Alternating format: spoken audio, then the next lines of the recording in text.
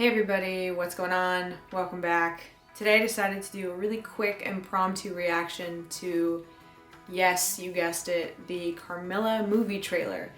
I am so excited to see this. I've kind of been like waiting all day so I could do this video to like not watch it and avoiding all potential like spoilers, even though we've already seen like teasers and stuff. This is like the real deal. This is the trailer. This is the real movie trailer. So without further ado, here it goes. Elise is running. That, oh, Dominique's voice is already narrating. What bloody face from American Horror Story? A tiny journalist, a tiny gay journalist. Uh-huh. They're being all gay and domestic together.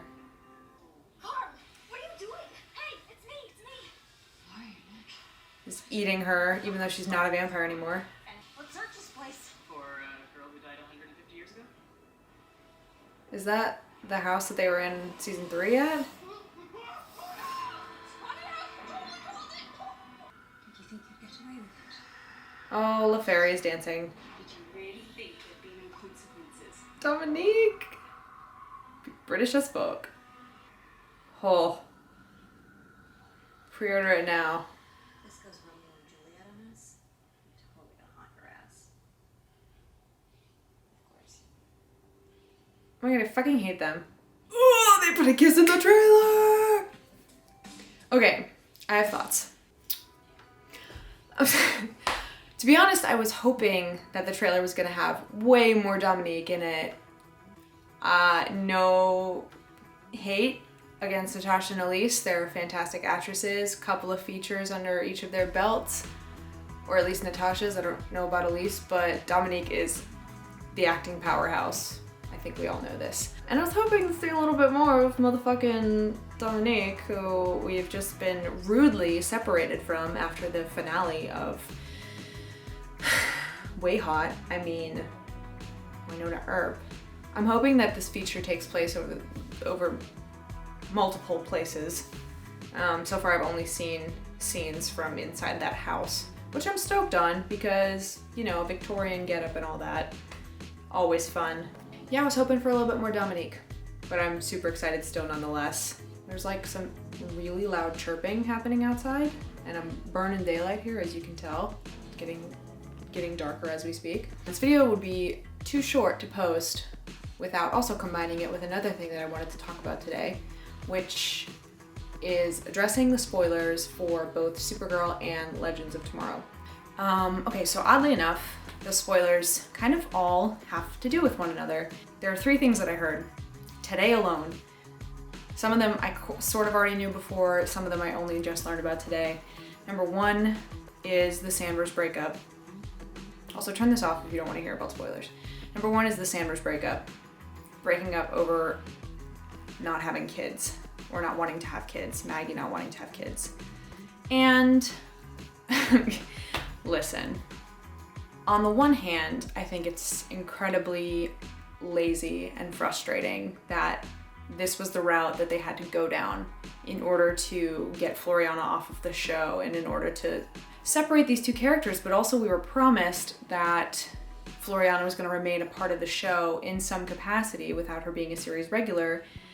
And I don't see any reason why they had to break up over this plot device that was thrown out of nowhere, because yes, they had to do that in order to like get the breakup to make sense.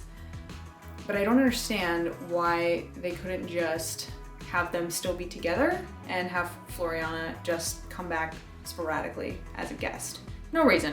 I mean, Sanders could have been like, we could have just had mentions of Maggie, like, oh, Maggie and I went to the fucking thing today and this is what we did, from Alex. I don't think they had to break them up. Now they're just scrambling, right? They're trying to figure out, okay, well, Floriana's not gonna be on the show anymore, and we did this whole wedding thing, this whole proposal thing, this whole marriage thing, which they didn't have to do because they knew Floriana was leaving anyway.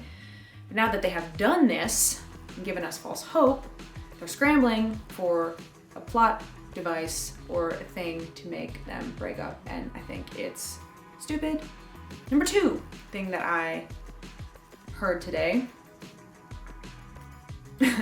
was that in the crossover episode, Sarah Lance, my bisexual queen, and Alex, fresh off the breakup train, are gonna do things.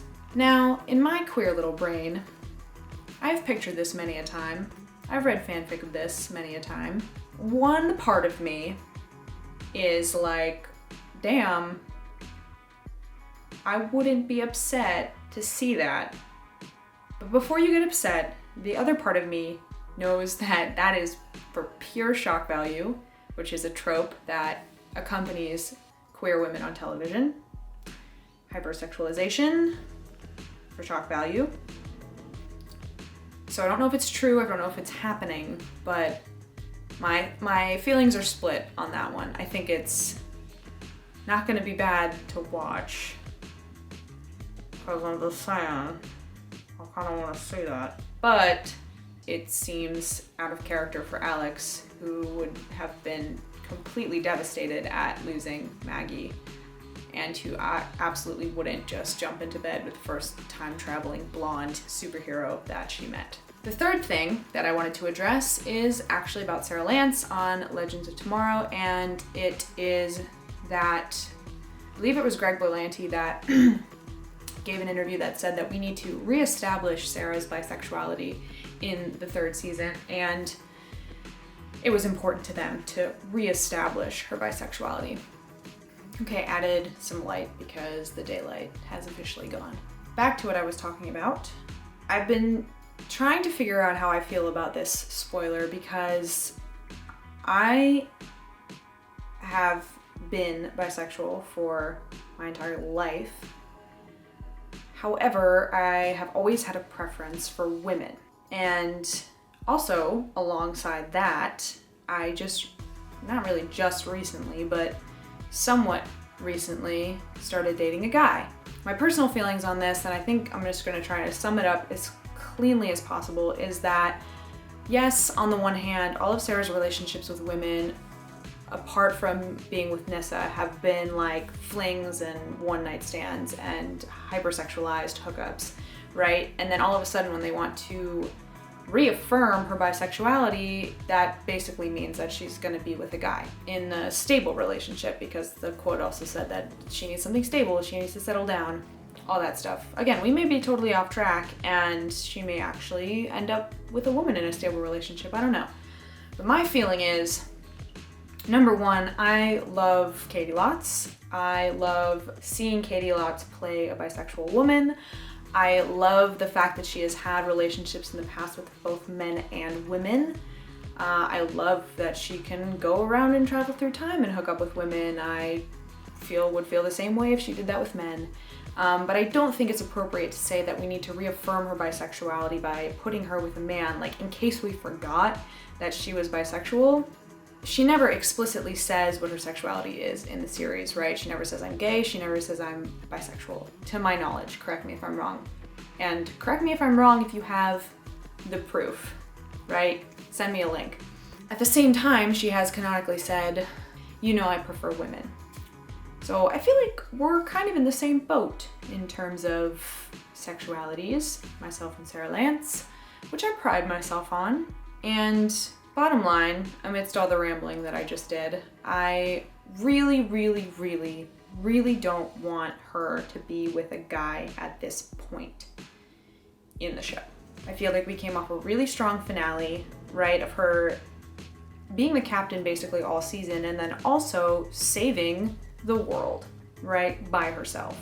I think she's in a place now, after the whole coming back to life thing, where she probably could potentially be in a stable relationship with a partner. Again, it's time travel and they're saving the world and it's a CW show, so like most relationships won't last.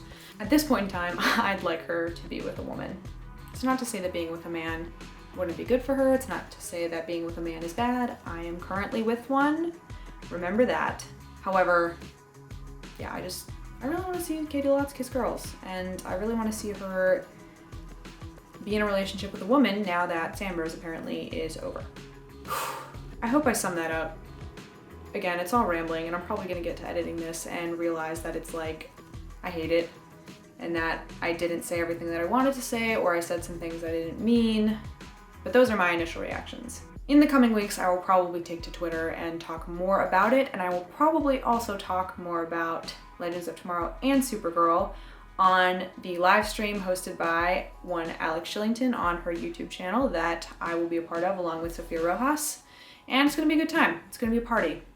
And we're gonna talk about Supergirl. And in light of recent spoilers, I think we're mostly gonna talk shit about Supergirl, which is my favorite thing in the world to do. Hope you tune in for that, and I hope you enjoyed this video. I will see you guys very soon.